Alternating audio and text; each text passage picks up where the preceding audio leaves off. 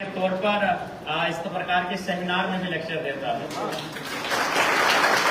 तो इस तरह आज इस कार्यक्रम में क्योंकि हमारी पीएचडी के लिए भी बहुत सारे सेमिनार को अटेंड करना पड़ता है, हमें बहुत सारे आर्टिकल को पब्लिश करना पड़ता है, ये सारे हमारे पीएचडी का पार्ट है। उसी क्रम में आज ही मैं आप सबों के बीच कहने बताने बहुत कम आया हूँ, जानने सीखने लर्निंग करने के लिए बहुत ज्यादा आया हूँ। और मेरा ये मानना है मंच में जितने भी मंचासीन अतिथिगण है निसंदेह हुआ बात रखेंगे 10 मिनटों का, लेकिन वो सुनेंगे आधे घंटे का। वो बात रखेंगे एक व्यक्ति के तौर पर, लेकिन सुनेंगे यहाँ दर्जनों लोग बैठे हैं। तो ये कहीं ना कहीं एक ज्ञानवर्धन शिविर है, सेमिनार का आयोजन किया गया। ये वही किस्सा हुआ कि अगर हम लोग हमारे पास अगर 10 रुपए होता है, आपके पास भी अगर 10 रुपए का नोट है, अगर हम लोग आपस में एक्सचेंज करते हैं तो 10-10 ही होता है। लेकिन हमारे पास अगर आपस में 10 आइडिया हैं और आपके पास अगर 10 आइडिया हैं तो एक्सचेंज करते हैं तो 20 आइडिया हो जाते हैं। तो हम लोग कुछ गेन करने के लिए आए हैं। आज बात करने वाले हैं एआई पर। एआई जिसे हम लोग आर्टिफिशियल इंटेलिजेंस कहते हैं, जिसे हम लोग हिंदी में कृत्रिम बुद्धिमत्ता कहते हैं। आज जैसे जैसे दुनिया बढ़ रही है, जैसे जैसे जमाना बढ़ रहा है, जैसे जैसे इंसान की सोच बढ़ रही है, हम लोग नई नई तकनीकों से परिचित हो पा रहे हैं। और निसंदेह ये दुनिया की रीत है। आज अगर एआई की हम बात कर लें तो स्पष्ट शब्दों में एक नई क्रांति है। तो क्रांति हमेशा दोधारी तलवार होती है, उससे आपको खुद भी कभी कभी कटने का चांसेस होता है। और एआई के रूप में जो क्रांति हम सबों के बीच आई है, जिसका हम लोग नित्य प्रतिदिन कहीं ना कहीं अपने दिनचर्या में उपयोग कर रहे हैं, उसे हम इस्तेमाल में ला रहे हैं, इससे लाभ और हानि दोनों है। अब निर्भर करता है कि इससे हानि कम कैसे हो। तो उसके लिए निसंदेह आज जिस प्रकार से प्रचलन है, इसमें समाज का महत्वपूर्ण योगदान होना चाहिए, सरकारों का महत्वपूर्ण योगदान होना चाहिए, और जो कंपनियां तकनीकी को बढ़ावा दे रही हैं, जिन कंपनियों का रोल इन तकनीकियों के पीछे है, उनका भी विशेष रोल होना चाहिए कि हम कोई भी विकास डेवलपमेंट का कार्य करें, उसमें मानवता की क्षति नहीं होनी चाहिए। क्योंकि जो भी नियम कानून बने हैं, चाहे वो भारत देश का संविधान हो या फिर हम जिन ईश्वर देवी देवता खुदा को मानते हैं, पूजते हैं, अगर इंसान ही नहीं रहे तो उनका भी महत्व नहीं रहेगा। पेड़ पौधे पशु पक्षी ईश्वर पे आस्था नहीं रखते हैं, इंसान उन पे आस्था रखते हैं। ये कानून जो बने हैं वो कानून तभी प्रभावी है जब इंसान है। इसलिए जो भी तकनीकी है निसंदेह वो मनुष्य के लिए आई है, और मनुष्य ही इन तकनीकों का आविष्कारक है।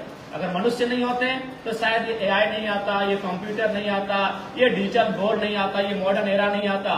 तो इन सब के पीछे मनुष्य का मस्तिष्क कारगर है। एआई जो एक ऐसा सिस्टम बन चुका है, एक ऐसा तकनीक बन चुका है जो आज के दौर में इंसान की तरह सोचता है, इंसान की तरह समझता है और इंसान की तरह कार्य करता है। आज बहुत कम समय में, सेकंडों में आपको पूरी दुनिया की जानकारी एकत्रित कर सकता है। तो इसके लाभ भी हैं, इसकी हानि भी है। अगर आप हानि की बात करें तो हम लोग राजनीति जगत से आते हैं, और इससे अगर सबसे ज्यादा किसी को हानि हो सकती है तो जो लोग राजनीति के क्षेत्र में हैं। आप डीप फैक्ट की बात करें, डीप फैक्ट से जो वीडियो क्रिएट हो रहे हैं, जो ऑडियो क्रिएट हो रहे हैं, जो इमेजेस बन रहे हैं, उनसे सबसे ज्यादा हानि अगर किसी को मुझे समझ में आती है तो राजनेताओं को, राजनीतियों को हो रही है। विधानसभा के चुनाव में ही बहुत सारे हमारे फोटोज वीडियो जिनका सच्चाई से कोई वास्ता नहीं था, तो अपोनेंट पार्टियां, उनके जो राजनेता हैं, उन्होंने खूब इसका इस्तेमाल किया। तो निसंदेह एआई से फायदे तो बहुत सारे हैं।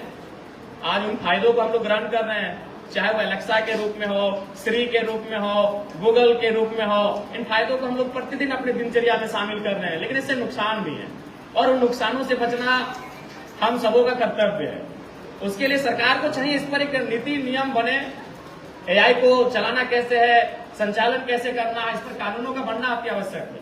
अगर कानूनें नहीं होंगी तो ये एआई भी टीन एज के उस दौर की तरह हो जाएगा जिसमें अनुशासन ना हो। जब हम युवावस्था, किशोरावस्था की बात करते हैं, हम लोग टीन एज को याद करते हैं, 13 to 19।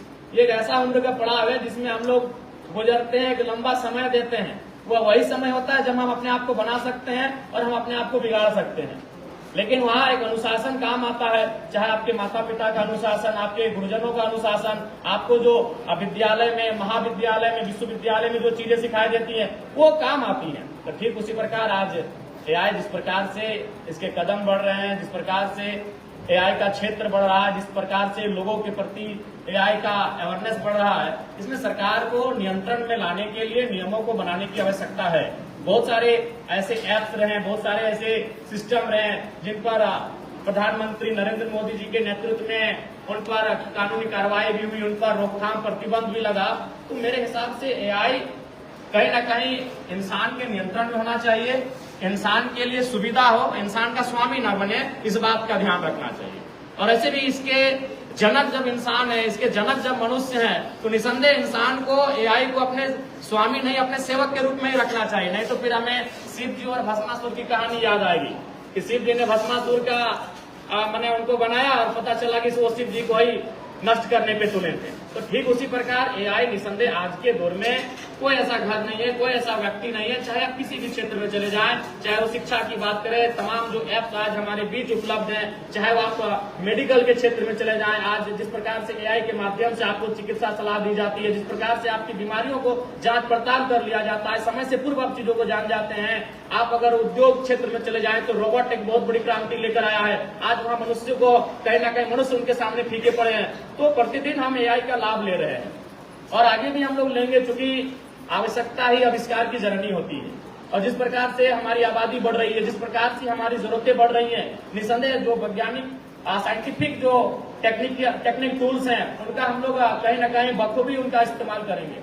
तो इसलिए आज आप सबों का, चूंकि आप जो इस 2 दिवसीय संगोष्ठी में आए हैं, तो हम जिस विषय पे चर्चा कर रहे हैं, जिन विषय पे हम लोग वाद विवाद कर रहे हैं, जिन विषय पे हम लोग अपना पक्ष प्रस्तुत कर रहे हैं, तो उन विषयों पर हमारा एक अहम योगदान होना चाहिए सोसाइटी में। जब आप यहाँ से जाएंगे तो इन चीजों को सीख कर आपको जाना होगा। आप केवल ये नहीं कि जब अगले सेमिनार में जाएंगे तब आप जाकर एआई पे चर्चा करेंगे, उनके लाभ हानि पे चर्चा करेंगे। जब आप यहाँ से जाएंगे तो समाज में आपको चर्चा करना होगा कि एआई को किस प्रकार से हम उसका इस्तेमाल कर सकते हैं और किस प्रकार को उसको नियंत्रण में रख सकते हैं। आज के दौर में सबसे महत्वपूर्ण चीज क्या होगा कि जो चीजें हम लोग सीखते हैं उनको केवल अपनी किताबों तक या तो फिर अपनी परीक्षाओं तक सीमित रखते हैं। उन्हें हम लोग को समाज के बीच लेकर जाना होगा, उन्हें हमें अपने समाज के बीच जाकर रखना होगा, तभी जाकर इन चीजों का सार्थकता हो सकती है। जैसे मैं अपना एक 10वीं क्लास में हम पढ़ा करते थे और एक क्रिकेट का मैच था, खेलने के क्रम में एक चापाकल के सामने हम गए तो वहाँ पानी पी रहे थे, तो देखे कि एक महिला को उसके सासू और उसके पति बहुत प्रताड़ित कर रहे थे। तो चूंकि हमने पूछा कि भाई कारण क्या है, तो उन्होंने बताया कि इसका शायद 3 गो बेटी हो गया है। तो हमने तुरंत उनको टोका। हम 10वीं कक्षा में थे लेकिन पूरे समाज के बीच हमने उनको टोका कि आपने लिंग निर्धारण गुणसूत्र के बारे में नहीं पढ़ा है क्या? वो स्पष्ट कहता है कि वो लड़की होगी या लड़का होगा, वो पुरुष के गुणसूत्र पर निर्भर करता है, फिर आप इसको क्यों प्रताड़ित कर रहे हैं? तो चूंकि मैंने उन चीजों को 8वीं क्लास में सीखा था, समाज में मैं अकेला खड़ा होकर उनको समझाया। तो जो चीजें आप यहाँ सीखते हैं, जिन चीजों का आप अध्ययन करते हैं, जिन चीजों का आप जानते हैं, उनको समाज तक ले जाना बहुत जरूरी है। इनको आप अपने कॉपी में, आप नो डाउट आप मोबाइल में रिकॉर्ड कर रहे हैं, नो डाउट अभी मोबाइल है, आप मोबाइल में रिकॉर्ड कर रहे हैं। जब मोबाइल नहीं था हम उन चीजों को नोट डाउन करते थे अपने पेन पेपर के माध्यम से, और उन चीजों को हम लोग अपने बस्ते तक सीमित रखते थे। फिर जब हमारा इम्तिहान होता था, हमारी परीक्षाएं होती थी, उन परीक्षाओं में उनको लिखा करते थे और उन परीक्षाओं को पास करते थे। लेकिन आप तमाम शोधार्थियों से, तमाम विद्यार्थियों से मेरा अनुरोध होगा कि जो चीजें, जिन चीजों पे हम लोग बात कर रहे हैं, उनको आप समाज तक लेकर जाएं। आपकी जवाबदेही है, आपकी जिम्मेदारी है। इसलिए आज इस सेमिनार के माध्यम से मेरा यही आपको संदेश होगा। आज चूंकि समय की पाबंदी है, बहुत सारे प्रखर ज्ञानी गुणी प्रवक्ता जो हमारे प्रोफेसर के रूप में उपस्थित हैं, वो आप सबों के बीच इस विषय पर काफी बेहतर चिंतन करेंगे और निसंदेह जो चीजें आप सीखेंगे उनको अपने गांव में, अपने सोसाइटी में निसंदेह उसका अनुपालन करेंगे और एक दूसरे के काम आएंगे। मैं आपको इस विषय पर शुभकामनाएं देना चाहूंगा और एक पंक्ति के साथ अपनी वाणी को विराम दूंगा कि जीत पक्की है, कुछ करना है तो डटकर चल, जमाने से जरा हटकर चल, अरे लीक पर तो सभी चलते हैं, कभी इतिहास बदल कर चलो। बिना काम के मुकाम कैसा, बिना मेहनत के दाम कैसा, बिना काम के मुकाम कैसा, बिना मेहनत के दाम कैसा, और जब तक ना मिले मंजिल राहों में राही आराम कैसा। तो मैं आपको यही शुभकामनाएं दूंगा, क्योंकि आज आप तमाम मुख्य अतिथि महोदय रहे, विशिष्ट अतिथिगण रहे, या तमाम जो रिसोर्स पर्सन आए हैं, आज उनकी सुन रहे हैं, वो आज आपके सामने मंच में मंचासीन है और आज आप नीचे बैठे हैं। बस हम यही चाहते